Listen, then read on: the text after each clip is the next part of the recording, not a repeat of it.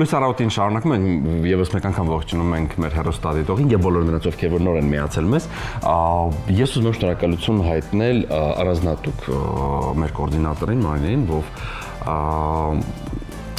գտնում է այսպես ֆանտաստիկ հյուրերի։ Շնորհակալություն քեզ, մերսի էլի Մարինե։ Շնորհակալ ենք։ Եվ իհարկե մեր ամբողջ թիմին էլ եւս չասեք ձեզ շնորհակալություն չենք ասում, բայց մեր գլխավոր ռեժիսորից սկսած վերջացած բոլորով հնչյունային ռեժիսոր, բոլոր օպերատորները։ Այո, բայց առանձնատուկ Մարինեին շնորհակալություն մեր հյուրերի համար եւ այսօր ունենք եւս մի շատ կարեւոր ֆանտաստիկ հյուր, թեման շատ լայն է ու ցավոք սրտի ինչպես որ մեր ժամանակը շատ քիչ է, մենք չենք կարողանում շատ խոսել, այնպես որ շատ արագ անցնենք այսպես ասած գործի։ Ռոդենի ձմեռը զգուշացեք դռները չեն փակվում, ունայնություն ըստ սերերի 4-րդ փողոց, մոռացված երկրի զանգերը, պատրանք 618 եւ այլն։ Բանաստեղծություններ, էսսեներ, նովելներ, վեպեր, մի խոսքով հարուստ ստեղծագործական ուղի։ Որքանով է հայ ընթերցասերը տեղակ ժամանակակից գրողներից, ինչպիսին է ընթերցանության եւ վաճառքի ցուցանիշը, ինչն է նախընտրում ընթերցողը, այս եւ այլ թեմաների մասին խոսենք մեր շատ կարեւոր եւ սպասված հյուրի հետ։ Այո, մեր հյուրն է գրող, արձակագիր, աստվածաբան, Edit Print հրատարակչության գլխավոր խմբագիր Դավիթ Սամվելյանը։ Լույս առավոտի։ Բարև։ Ինչ օրինակ շատ հետաքրքիր է, օրինակ ինչ է ձեր համար գրականությունը, հա, փախուստ իրականությունից, թե դա ներքին տենց երկխոսություն է, երբ այլևս օրինակ չես կարող լռել։ Դե նայած որպես ընթերցող եմ նայում, թե որպես գրող, որպես ընթերցող բնականաբար առաջին հերթին փախուստ իրականությունից, այլ իրականություն, որը եթե շատ է լինում քո ներսում, այս իրականությունը ավելի լավն է դարձնում, այսինքն կյանքը ավելի լավն է, ինչքան ընթերցող լինես, ինչքան շատ գրքեր կարդաս, այնքան հասարակությունը, կյանքը, հարաբերությունները մարդկային ավելի հետաքրքիր ու լավ կդառնան։ Իսկ որպես գրող կամ որպես խմբագիր արդեն ինքը առաջին հերթին աշխատանք, շատ դեպքերում ավելի ծանր, որովհետև մարդիկ մտածում են, թե գիրք գրելը այդպես առհասարակ ստեղծագործելը հեշտ աշխատանք է, բայց ինքը ժամանակի կարա մի տողի վրա, չգիտեմ, երկար ժամանակ ծախսես, այո, կամ գրես ավարտես, վերջում պարզվի ուզում ես փոխել, համամիտ չես, եւ ընդհանրապես դա նորմալ process է, օրինակ այդքան գրքեր թվարկեցիք, հա, ես տարիներ հետո նայել եմ, ուզել եմ ինչ-որ բաներ փոխել։ Դա նաև լավ է, որովհետև յուրաքանչյուր ստեղծագործող ինքի վրա պետք է աշխատի։ Դե իսկ որպես խմբագիր ավելի դաժան է, որովհետև տարբեր մարդկանց ստեղծագործությունների հետ ես գործ ունենում ու ոչ միշտ է որ համամիտ ես լինում, ոչ միշտ է որ ցավոք սրտի լավ հայերեն ես տեսնում, ճիշտ, հա, որ գրած են ու արդեն որքան երիտասարդանում են մարդիկ գրողները, այնքան ցավոք սրտի շատանում այդ խնդիրը։ Այսինքն լեզվի իմացություն, մարդիկ գիտեն թե սյուժեն ունեն, արդեն իրենք կարող են գրող դառնալ, բայց նաև պետքա լեզվին տիրապետեն, որտեղ սկսած կառույցներից,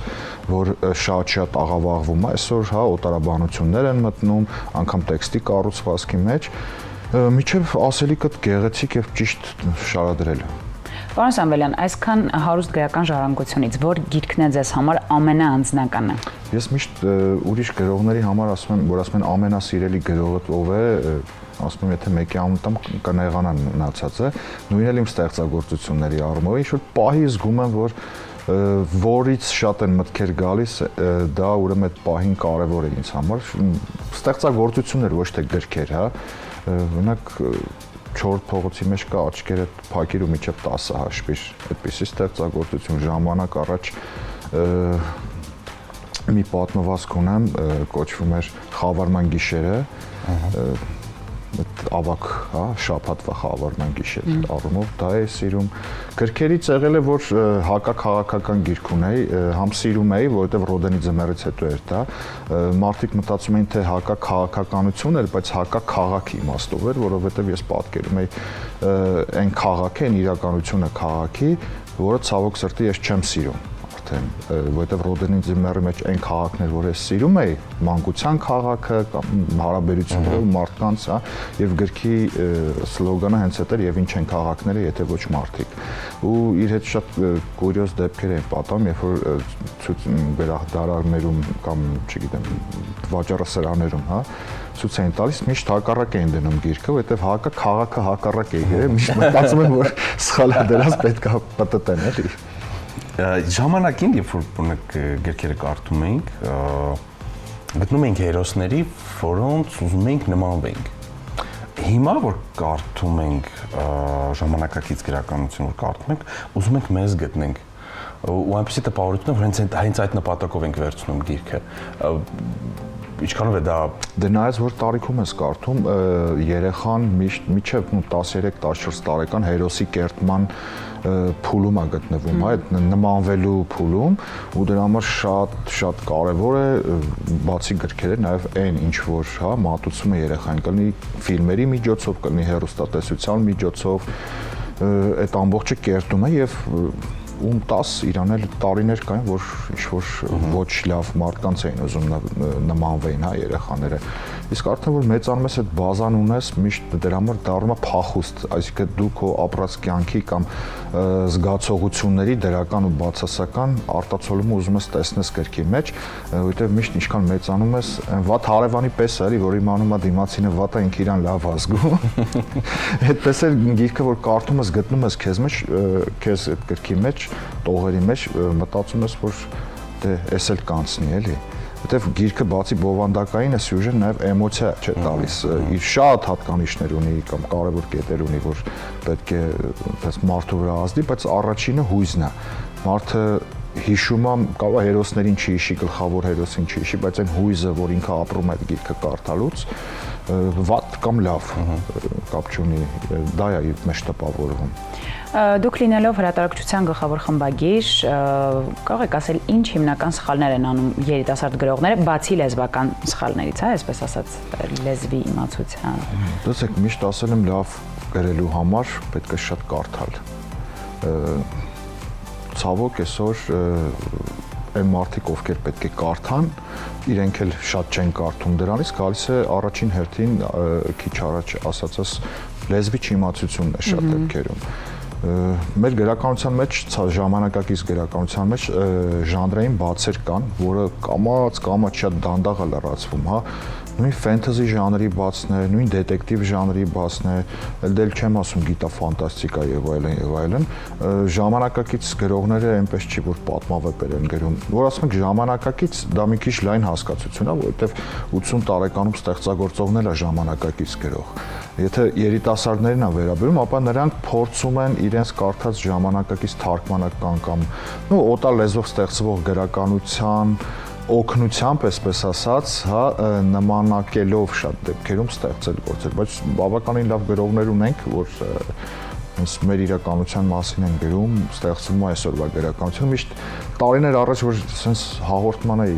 հրավիրված լինում, միշտ sense կամարանքով էին նայում, էլի ժամանակակից գրողները մտածում էին, թե իրենք միշտ հայհոյանքներով են գրում կամ ինչի մասին պետք է գրեն եւ այլն, բայց երբ որ մի քանի հարց տալիս էիր, հասկանում էր, որ այդ մարդիկ առհասարակ չեն կարդացել։ Այսինքն այդ քննադատությունը ըստ էության չէր, հա, բաց էր, պետք է շատ կարդան եւ շատ ստեղծագործեն, աշխատեն, այսինքն գրողի առաջին գործը աշխատանքների վրա, այսինքն դու մի բան որ գրում ես, մի տող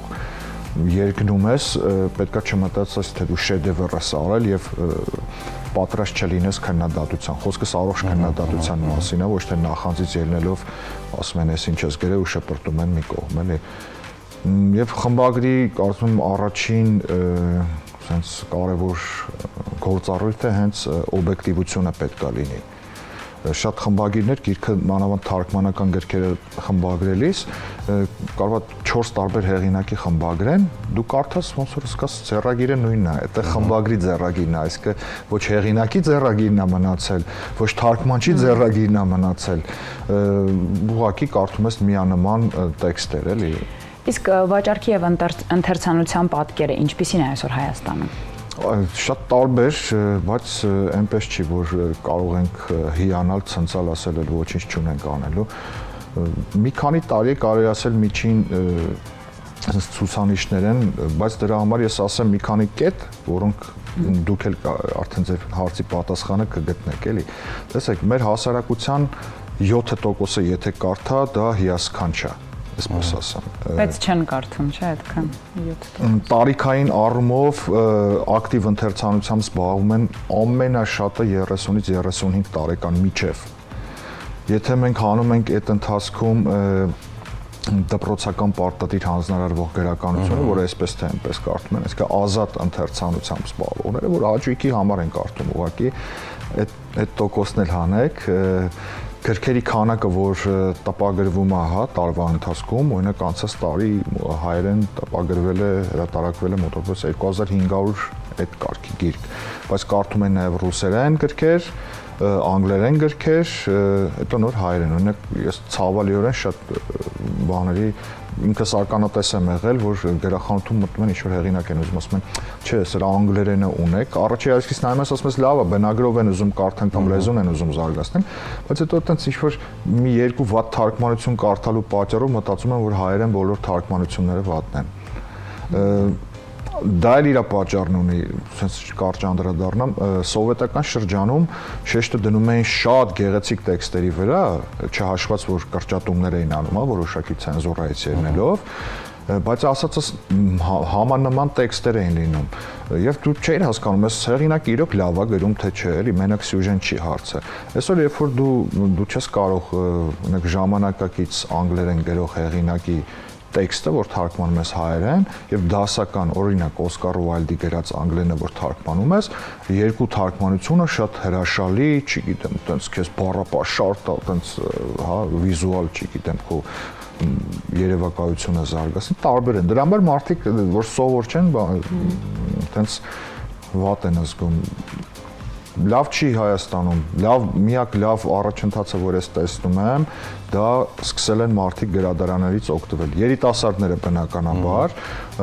եւ ժամանակ առ ժամանակ համալրումներ լինում են, բնականաբար ոչ այն քանակով, ինչ քանակով կբավականացնի, հա, ընթերցողներին, բայց դա մշակույթ է, որը երկար տարիներ մեր միջից դուրս էր եկել։ Երեխաները չեն գնում ուղղակի գրադարան, մաքսիմում 1-2, հա, ասենք խնկոապերն էր լավ աշխատում,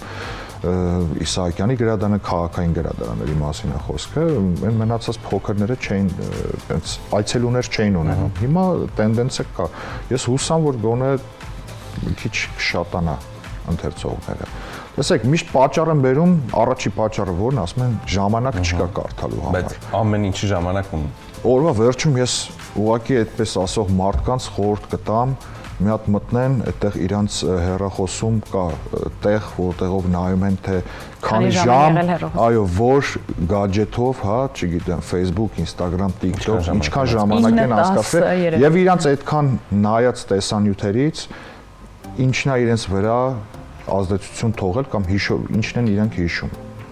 Եվ իրանց հարցի պատասխանը կգտնեն։ Պարոն Զավելյան, ես ուրեմն ներողություն եմ խնդրում 1000 անգամ, որովհետև ես կուզեմ դուք վաղնել գաք մեզ հյուր, միսօրնել եք։ Արջևում գրքի տոն կա եւ մենք լավ Փետրվարին, չէ՞։ Թեպետ ես այսօր գրքեր բերել եմ, տոն չի, բայց կապ չունի։ Շատ շնորհակալ ենք։ Նվիրելը միշտ պետք է։ Իխորոց սրտի շնորհակալ ենք ձեզ, մենք սիրում ենք նման հյուրերի, ովքեր մեզ Այդ